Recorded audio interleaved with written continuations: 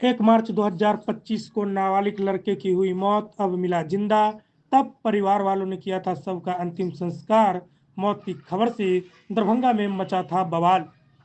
दरभंगा के एसएसपी ने स्थानीय थाना के एसएचओ को लापरवाही के आरोप में किया था निलंबित।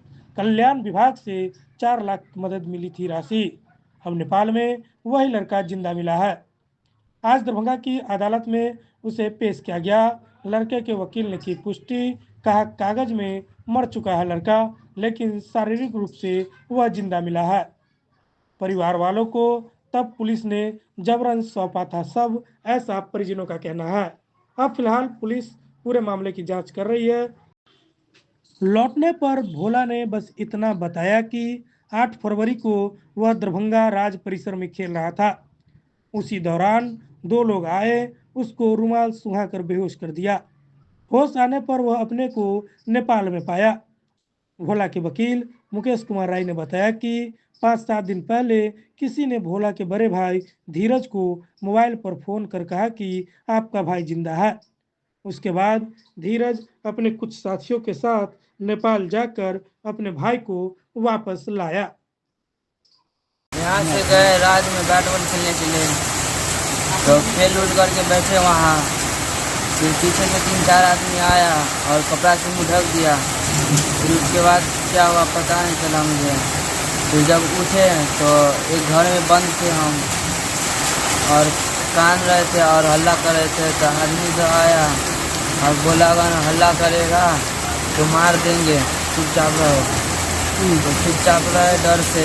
फिर वहीं पे बैठे थे दुकानते थे और सो गए। फिर बहुत देर के बाद भात ला के दिया और पानी और खाए।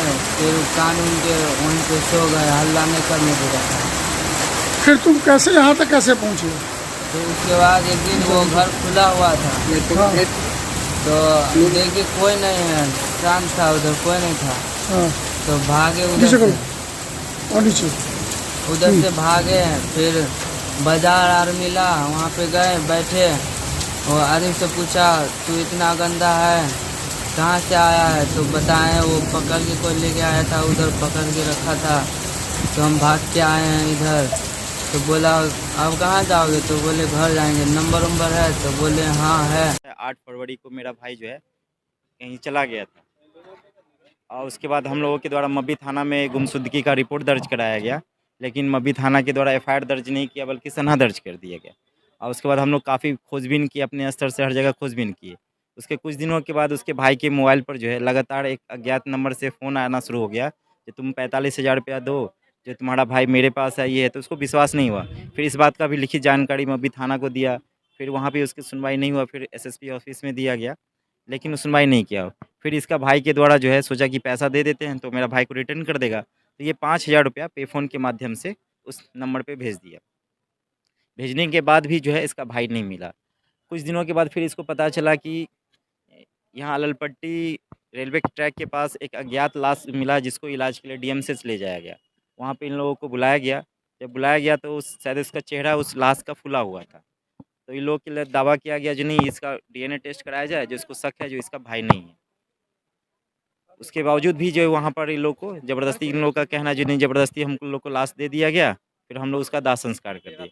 दाह संस्कार वगैरह हो गया, सारा चीज़ हो जाने के बाद इसको पुनः जो है एक अज्ञात नंबर से नेपाल से व्हाट्सअप कॉलिंग आना शुरू हुआ। तो व्हाट्सअप कॉलिंग आना शुरू हुआ तो इन लोगों को लगा जो नहीं कोई फेक कॉल है, तो इन लोग अवॉइड किया। फिर उसके बाद उस व्हाट्सअप कॉलिंग के बाद वीडियो कॉलिंग जब आया तो ये उठाया। तो उठाने के बाद ये देखा तो भाई इसका भाई है। तो फिर वीडियो कॉलिंग से बातचीत होने के बाद जो है फिर ये लोग जो जिस नेपाल में जो जगह बताया गया वहाँ पे ये लोग 4-5 आदमी वहाँ पर गए। जाने के बाद वहाँ से पूछताछ किए। पूछताछ करने के बाद जो है उनको लगा ये जो उनका भाई है।